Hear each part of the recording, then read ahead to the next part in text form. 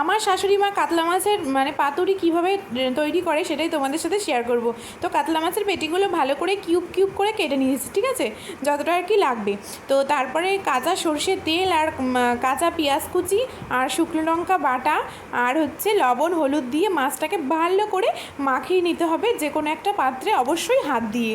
তারপরে কলার পাতাটা দেখছো, কলার পাতাটা আর কি হালকা পুড়িয়ে নিয়েছে যাতে পাতাটা নরম হয়ে যায়, নাহলে কিন্তু পাতাটা মোড়াতে গিয়ে ভেঙে যাবে, তাই না। তারপরে একটু হালকা জল দিয়ে হাতটাকে ধুইয়ে চারিপাশ দিয়ে ঘুরিয়ে দিতে হবে।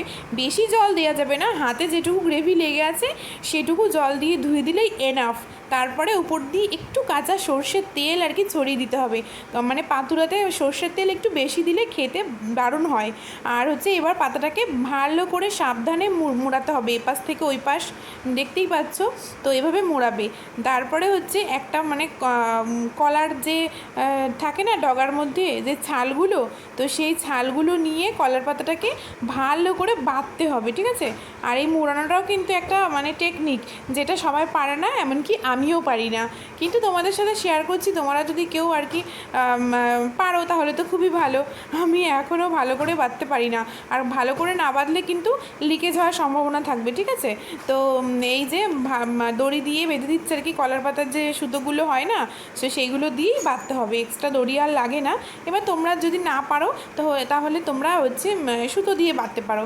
তো শাশুড়ি মা এই কলার পাতা এটা দিয়ে দেখেছি বাঁধে, দুপাশে দুটো বাঁধতে হবে, সামনে একটা পেছনে একটা। আর কলার পাতা কেন দিচ্ছে বলো তো আরেকটা, এটা আর কি বাঁধতে হবে না, কারণ আমাদের উনুনে প্রচণ্ড আগুন ছিল, এবার সবার ভাত খাওয়ার টাইম হয়ে যাচ্ছে, আর ওই জন্য আর কি আরেকটা কলা পাতায় মুড়ে দিল। কিন্তু তোমরা কী করে বলো তো, যদি হাতে সময় থাকে তাহলে রান্না হয়ে গেলে তার আধা ঘন্টা পরে উনুনের মধ্যে দেবে, যে আঁচটা যাতে অল্প থাকে। তার উপর দিয়ে দেখো ছাই দিয়ে দিচ্ছে, উনুনে যে খলখলে আগুনটা আছে সেই খলখলে আগুন হচ্ছে ওই পাতার উপর দিয়ে দিচ্ছে, ব্যাস। তারপরে আধা ঘন্টা রাখলেই সেন্ট বেরোবে, দেখবে ভীষণ সুন্দর সেন্ট বেরোবে, মাছের সেন্ট বেরোবে, কলার পাতার সেন্ট বেরোবে, তুমি বুঝতেই পারবে সেন্ট শুনে যে অটোমেটিক হয়ে গেছে। তাও আমি বলে রাখি আধা ঘন্টা মতো রেখেছিল।